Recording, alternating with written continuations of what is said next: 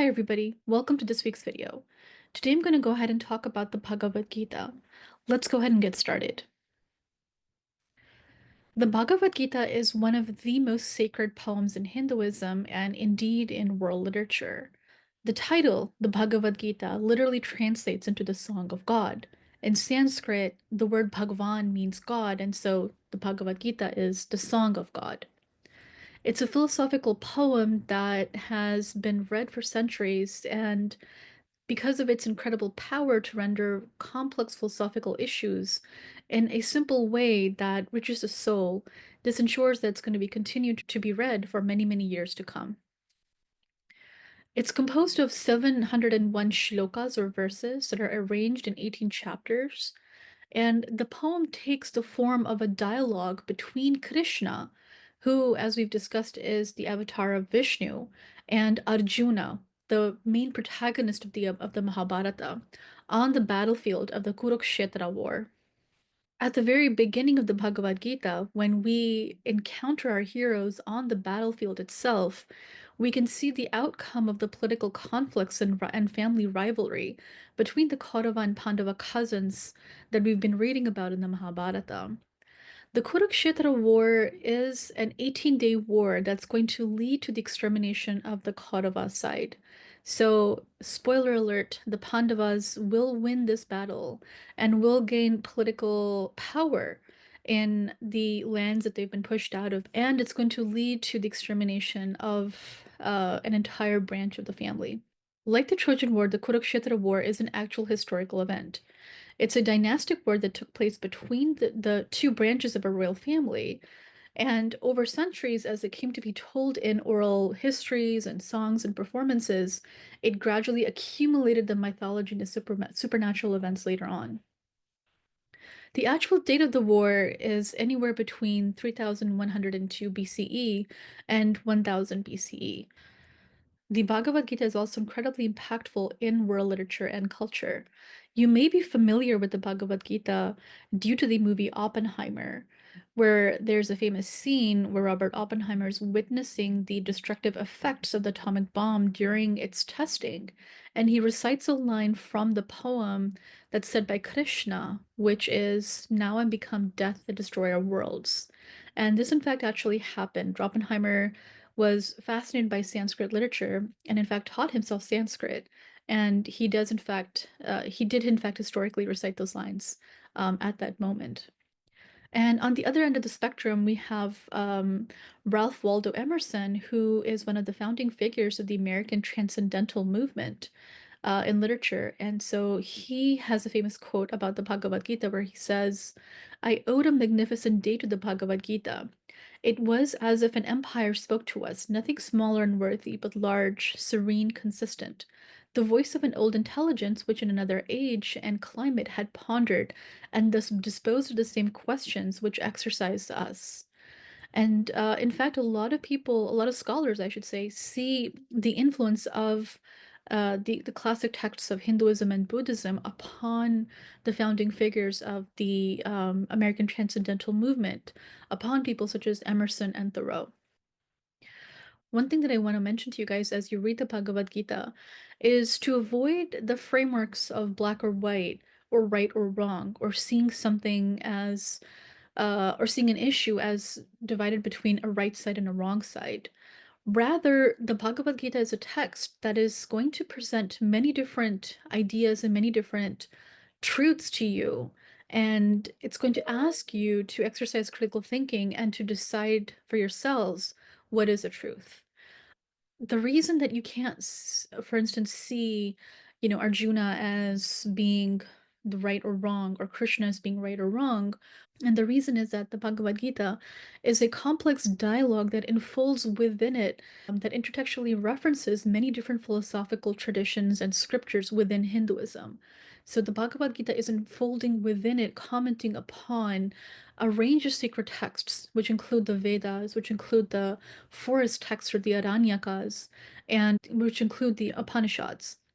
And so within its narrative structure, right, it's presenting these complex issues and complex problems to you within the framework of a dialogue. But ultimately, you have to kind of understand and extract the truth for yourself, right? And so the technique that I would suggest to use for reading a complex poem like the Bhagavad Gita is contrapuntal reading, which was developed by the scholar Edward Said. So, contrapuntal reading essentially means looking at the language of the text to examine the multiple and interconnected meanings represented within the text. And let me give you a graphic representation of that. I have here an image of the great surrealist painter Salvador Dali. And on the first glance of this image, we can clearly see the old woman and the old man facing one another. And that's true. But when you look deeper, you can see that there are multiple images that are composing this image, this main image. You can see that the faces of this old couple is composed of these singers. You know, the ear of the old man is a woman who's peeping through a doorway. The ear of the old woman is a glass bottle, right? Or the earring, I should say, is a glass bottle. You have a the light above their head is actually a crown of some kind. And then you can see the light between their faces is actually a pitcher or a goblet.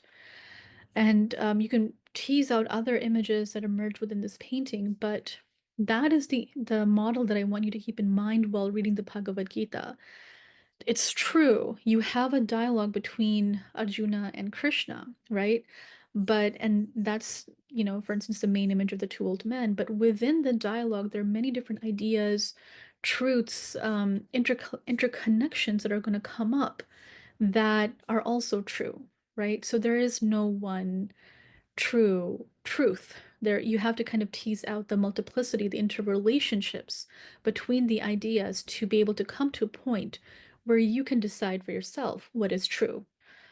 So in the Bhagavad Gita, Arjuna is torn between his duty to fight the war and his bonds with the family members on both sides of this battlefield.